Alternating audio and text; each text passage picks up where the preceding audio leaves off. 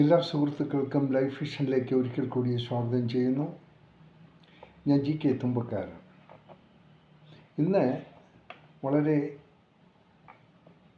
സന്തോഷകരമായ ഒരു ദിവസമാണ് കേരളീയർക്കും UDF ഗവൺമെൻറ്റിനും. ഇന്ന് സ്ത്രീകൾക്കുള്ള സൗജന്യ യാത്രയുടെ തുടക്കം കുറിക്കലാണ്. യഥാർത്ഥത്തിൽ വളരെ സന്തോഷമുള്ളൊരു കാര്യമാണ്. ഇത് മുൻ ഭരണകർത്താക്കൾക്ക് അനായാസം ചെയ്യാമെന്നുള്ളതൊന്നായിരുന്നു. പക്ഷെ അതിനെപ്പറ്റി അവർ ചിന്തിച്ചില്ല. ഇപ്പോൾ UDF അതിനെക്കുറിച്ച് ചിന്തിച്ചു. അവരുടെ ഇലക്ഷൻ സമയത്ത് അവർ പ്രഖ്യാപിച്ച തീരുമാനങ്ങളിൽ ഒരു വലിയൊരു തീരുമാനമായിരുന്നു. ഇതിൽ ഏറ്റവും സന്തോഷമുള്ളത് ഇന്ന് തുടക്കം കുറിച്ചു.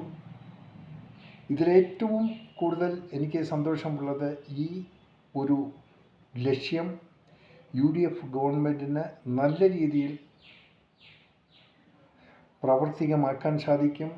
ഇത് ഓരോ ദിവസം ചെല്ലുന്നതിനും ഇതിലെ മാറ്റങ്ങൾ ഉൾക്കൊണ്ടുകൊണ്ട് ഇത് ലക്ഷ്യപ്രാപ്തി 100% ലക്ഷ്യപ്രാപ്തിയിൽ എത്തിച്ചേരും. കാരണം അങ്ങനെ എത്തിക്കാനുള്ള കഴിവുള്ള ഒരു മന്ത്രിസഭയാണ്.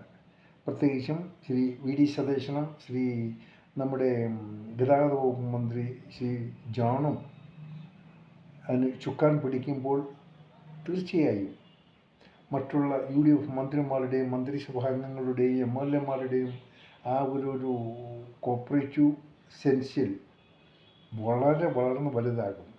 ഞാൻ പ്രാർത്ഥിക്കുന്നു ഈ ഉദ്ഘാടനത്തിന് പ്രതിപക്ഷം പങ്കെടുക്കരുത്. കാരണം അതൊരു ഐശ്വര്യക്കേടാണ്. അവർ പങ്കെടുക്കാതിരിക്കുന്നതാണ് ഏറ്റവും ഐശ്വര്യവും. കാരണം അത് പ്രതിപക്ഷ പാർട്ടിയല്ല. അവരെ നമുക്ക് പറയേണ്ടത് ഒരു സമര പാർട്ടികളെന്ന് മാത്രമല്ല, അവർ സമര അനുകൂലികളാണ്.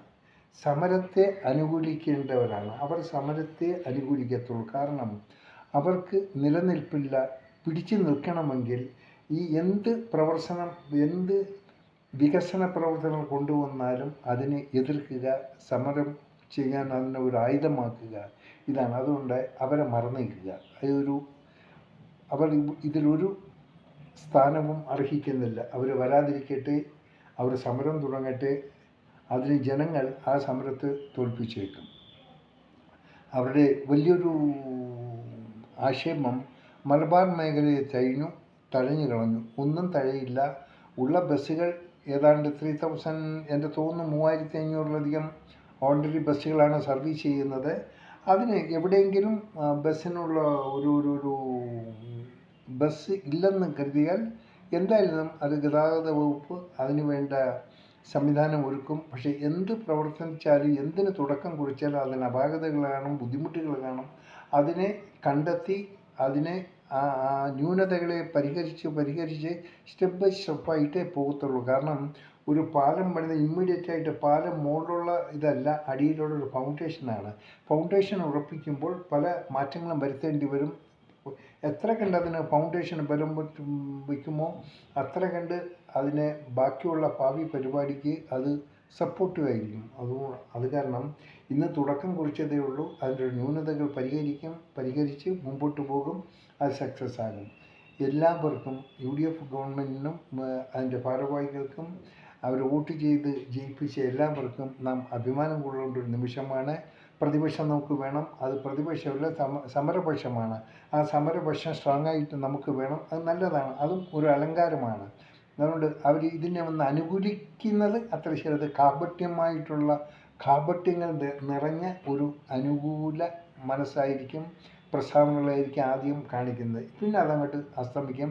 നാളെ ഇതിന് എങ്ങനെ തുരങ്കം വയ്ക്കാം, എങ്ങനെ നിർത്താമെന്നുള്ളത് അവരുടെ രീതിയാണ്. അവർക്ക് അതേ അറിയും, മറ്റൊന്നും അറിയില്ല.